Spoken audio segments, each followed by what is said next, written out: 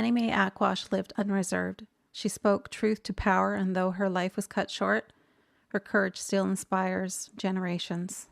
Welcome to Completely Unreserved, Cultures and Crime, the podcast where we dive deep into stories that shape history, the ones too often left untold, silenced, or misrepresented. I'm your host, Angelina Bowen, and today we're telling the story of Annie Mae Aquash.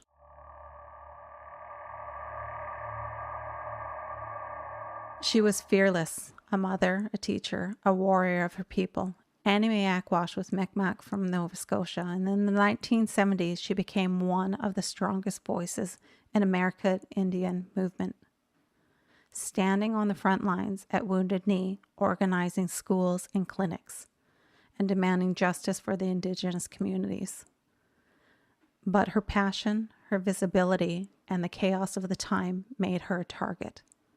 In 1975, her body was found in the Pine Ridge Reservation in South Dakota. At first, the authorities said she died of exposure, but a second autopsy told the truth. She'd been executed, shot in the back of the head. Annie Mae's death remained one of the darkest chapters of AIM's history, tangled up in mistrust, FBI infiltration, and the silencing of Indigenous women's voices. Was she betrayed by the very movement she dedicated her life to? Or was she the victim of something even bigger? It's about her life, her courage, and the legacy that still speaks loudly today. Annie Mae Pictou Aquash was born in 1945 in Nova Scotia, part of the Mi'kmaq Nation. She grew up connected to her culture, but like many Indigenous families, she also grew up in a time of systemic poverty, racism, and displacement. By her early 20s, Annie Mae was a mother of two daughters. She wanted her children to grow up in a better world, one where Indigenous people had a voice and the right to live free of oppression. That conviction led her into activism. She joined the American Indian Movement, or AIM, in the early 1970s. AIM was a powerful grassroots organization that demanded change and to end broken treaties, police brutality, and government exploitation of Indigenous people. And Annie Mae wasn't content to sit in the background. She became one of AIM's most visible female leaders, organizing, speaking, standing up when others stayed silent. When you think of Canada in the 1970s, if you look back, Indigenous people were still tightly controlled under the Indian Act, but legal recognition of land rights and resistance to assimilate sparked new political strengths. Even in the United States, in the early 70s, Native nations were transitioning from termination to self-determination with strong activisms, with AIM forcing federal reform and recognition for treaty rights. She was right in the forefront of all of this. The 1970s were dangerous times for Indigenous activists. The FBI covert programs, COINTELPRO, had already infiltrated civil rights movements, and AIM was no exception. Members were under surveillance, harassed, and targeted. On Pine Ridge Reservation in South Dakota, tensions were boiling. Violence between traditional Lakota people and the government-backed tribal chairman led to what became known as the Reign of Terror. During this time, more than 60 Indigenous people were killed, and most of those murders were never solved. This was the world Annie Mae stepped into, and not with fear, but with determination. She believed Indigenous sovereignty and survival were worth any risk. But that risk grew sharper every day. Within AIM itself, paranoia was spreading. Accusation of informants tore the movement apart, and Annie Mae, outspoken and strong, became a target of suspicion. The risk grew sharper every day within AIM. Like I said, she was outspoken and strong. She became a target of suspicion. In December 1975, Annie Mae disappeared.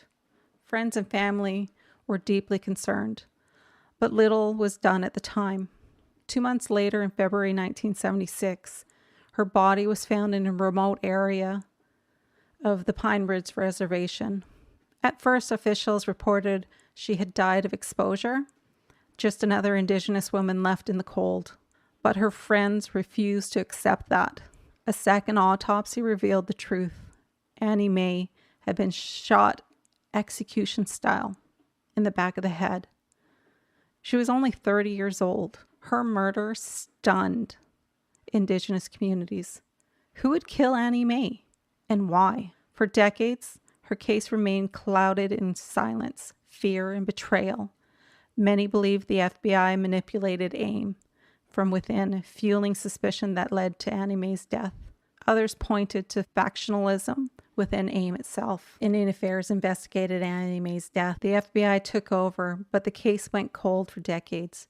For years, no arrests were made. Then, in the late 1990s, journalists and renewed public interest brought her story back to the spotlight. Finally, the FBI made arrests. In March 2003, Arlo Looking Cloud and John Graham were indicted. Arlo Looking Cloud was convicted in 2004 and sentenced to life in prison.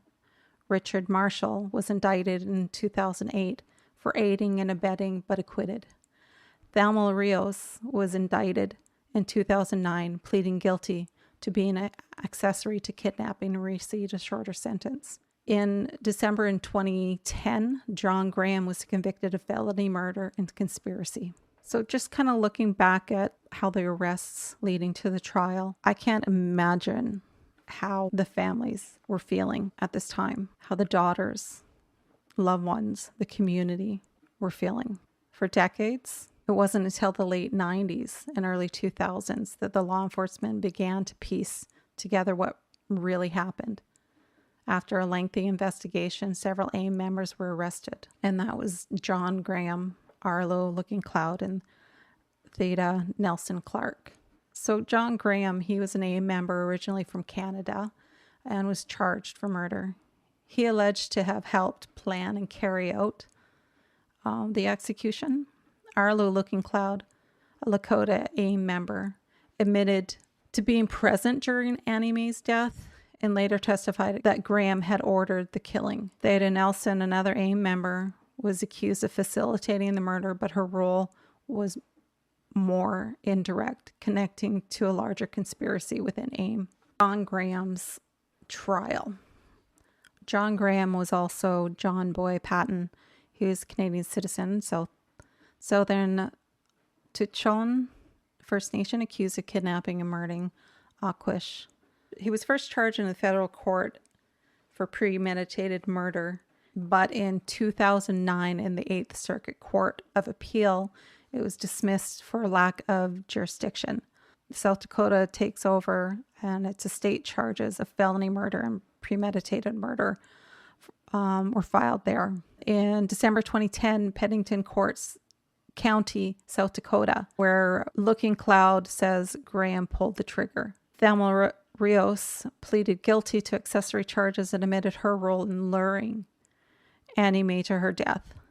There was some emotional testimony from family friends for Annie Mae, and I can't imagine how they felt after all these years and re-victimizing them, to have them sit on the stand and bring up all those feelings and the grief within that time. For the verdict, it was December 10th. The jury finds Graham guilty of felony murder, killing during a kidnapping, and acquitted of premeditated murder. He was sentenced to life in prison without parole. February 2011, the co-defendant Thelma Rios died shortly after her plea. And then in 2012 in South Dakota, Supreme Court upholds Graham's conviction. Graham remains in prison now in South Dakota to this day. Now, if we look at the trial of Arlo Looking Cloud, his trial, his date was February 3rd to 7th, 2004, federal court in Rapid City, South Dakota. A panel of 7 women and 5 men were in the jury. The verdict was guilty of first-degree murder, mandatory life sentence for imprisonment. Some of the key evidence and testimonies. Looking Cloud himself admitted to being present at the scene during Aquash's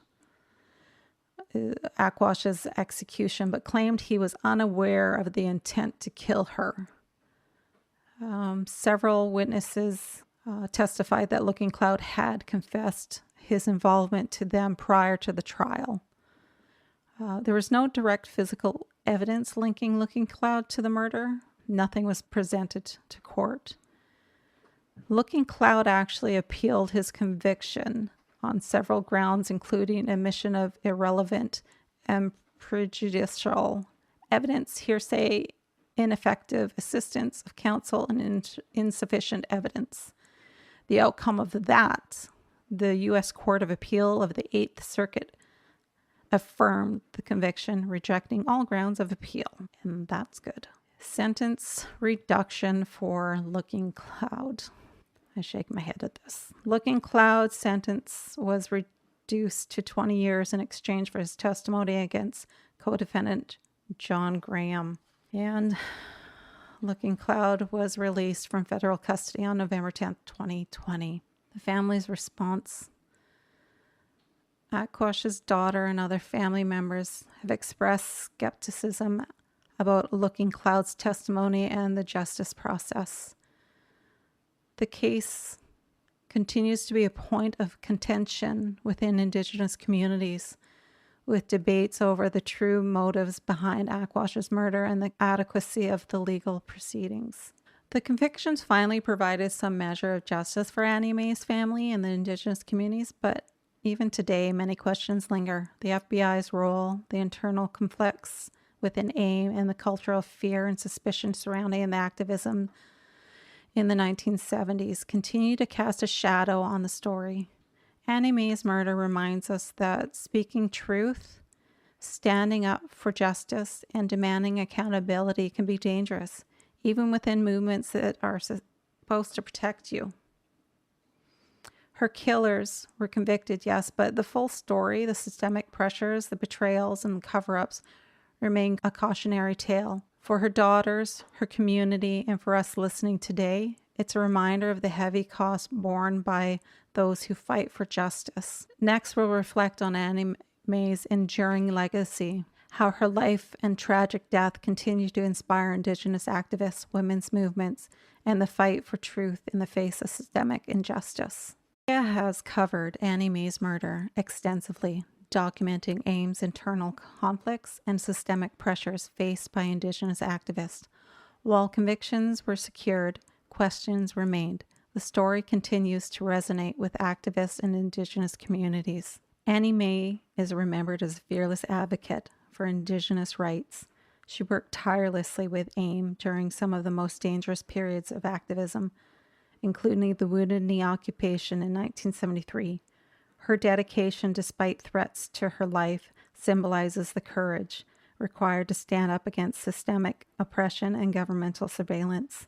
Even after her death, her story continues to shed light on the struggles faced by Indigenous people in the United States and Canada, particularly regarding criminal justice and law enforcement accountability.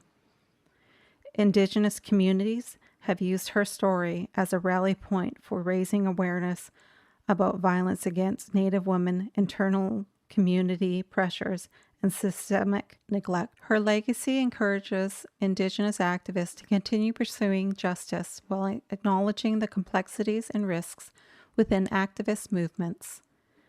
Annie Mae is celebrated not just for her activism, but for her role as a keeper of Indigenous knowledge and bridge between generations. Tributes, memorials, and ongoing research within her life ensure that her name remains central in discussions for Indigenous resistance and empowerment. Annie Mae Aquash's story is more than a tragedy. It's a testament. Her daughters, her family, and Indigenous activists across the world carry her spirit forward.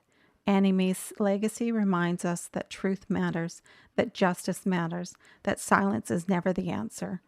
I'm Angelina Bowen, and this has been Completely Unreserved, Cultures and Crime. Thank you for listening. Until next time, stay unreserved.